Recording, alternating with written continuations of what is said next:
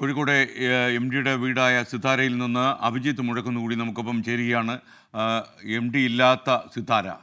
അഭിജിത്ത് പറയും.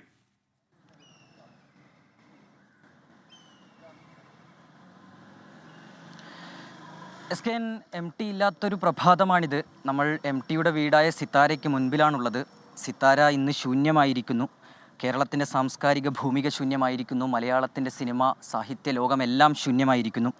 M T ആരായിരുന്നു എന്നുള്ള ചോദ്യത്തിന് ഇന്നലെ ഇവിടേക്ക്, ഈ സിതാരയിലേക്ക് അദ്ദേഹത്തെ അവസാനമായി ഒരു നോക്ക് കാണാൻ ഒഴുകിയെത്തിയ ജനങ്ങൾ സാക്ഷ്യപ്പെടുത്തിയതാണ്. പലർക്കും എം ടിയുടെ കഥാപാത്രങ്ങൾ തങ്ങൾ തന്നെയായിരുന്നു. അത് ഇന്നലെ അവർ പറയുന്നുണ്ടായിരുന്നു. പലരും നിറകണ്ണുകളോടെ മാധ്യമങ്ങൾക്ക് മുന്നിൽ സംസാരിക്കുമ്പോൾ പറഞ്ഞതാണ്. അവർ പലരും നാലുകെട്ടിലെ അപ്പുണ്ണിയിലും അസുരവിത്തിലെ ഗോവിന്ദൻകുട്ടിയിലും എല്ലാം കണ്ടത് തങ്ങളുടെ പരിച്ഛേദമായിരുന്നു. അങ്ങനെ എല്ലാ തരത്തിലും മലയാളിയെ സ്വാധീനിച്ച, മലയാളികളുടെ ജീവിതത്തോട് ചേർന്നു നിന്ന അത്തരം കഥകൾ എഴുതിയ, നോവലുകൾ എഴുതിയ എം ടിയാണ് വിടവാങ്ങിയിരിക്കുന്നത്. സിനിമയിലെടുത്തു നോക്കിയാലും അങ്ങനെ തന്നെ, തിരക്കഥകൾ എടുത്തു നോക്കിയാലും അങ്ങനെ തന്നെ. അങ്ങനെ മലയാളിയെ ഇത്രയധികം സ്പർശിച്ച മറ്റൊരു സാഹിത്യകാരനുണ്ടോ എന്നുള്ളത് സംശയമാണ്. ആദ്യം ഞാൻ സൂചിപ്പിച്ചതുപോലെ തന്നെ നിരവധി പേരാണ് ഇന്നലെ കോഴിക്കോട്ടെ എം ടിയുടെ സിതാരയിലേക്ക് ഒഴുകിയെത്തിയത്. സാധാരണക്കാർ മുതൽ എഴുത്തുകാർ വരെയുള്ള സാമൂഹിക സാംസ്കാരിക മേഖലയിലുള്ള പലരും ഇവിടേക്ക് എത്തുന്നു. അവർക്കൊക്കെ പറയാനുണ്ടായിരുന്നത് ഒരൊറ്റ കാര്യമാണ്: തങ്ങളെ ഇത്രയധികം സ്വാധീനിച്ച മറ്റൊരു എഴുത്തുകാരനില്ല. അത് ഏത് മേഖലയിലാണെങ്കിലും. പലർക്കും തങ്ങൾ വായിച്ചു തുടങ്ങിയത് എം ടിയിലൂടെയാണ്.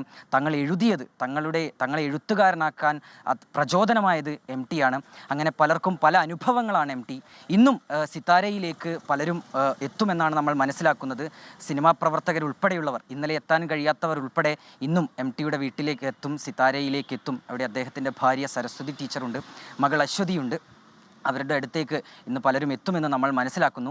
മറ്റൊരു കാര്യം, SKN കോഴിക്കോട്ടുകാർ ആവശ്യപ്പെടുന്നത് ഉചിതമായൊരു സ്മാരകം അത് എം ടിക്ക് വേണമെന്നുള്ളതാണ്. അത് കോഴിക്കോട് തന്നെ വേണം എന്നുള്ളൊരു ആവശ്യം കൂടി അവർ ഉന്നയിക്കുന്നുണ്ട്. കാരണം ജനിച്ചത് കൂടല്ലൂരാണെങ്കിലും കോഴിക്കോട്ടുകാരനായാണ് എം ടി ജീവിച്ചത്. തൻ്റെ ജീവിതത്തിൻ്റെ മുക്കാൽ ഭാഗവും ഏറിയ പങ്കും കോഴിക്കോട്ടുകാരനായി ഇവിടെ നിന്ന് പല എഴുത്തുകളും കോഴിക്കോട് നിന്നാണ് എം ടിയുടെ ഇത് പിറവിയെടുക്കുന്നത്. ഉചിതമായൊരു സ്മാരകം വേണമെന്ന് കോഴിക്കോട്ടുകാർ ആവശ്യപ്പെടുന്നുണ്ട്. ഇന്നലെ സാംസ്കാരിക മന്ത്രി സജി ചെറിയാൻ ഇവിടെ എത്തിയപ്പോൾ അദ്ദേഹം പറഞ്ഞിരുന്നു, എം ടിയുടെ ഓർമ്മയ്ക്കായി അത് തങ്ങൾക്കാവുന്നത് തങ്ങൾ ചെയ്യുമെന്ന് ഇന്നലെ സാംസ്കാരിക മന്ത്രി വ്യക്തമാക്കിയതാണ്.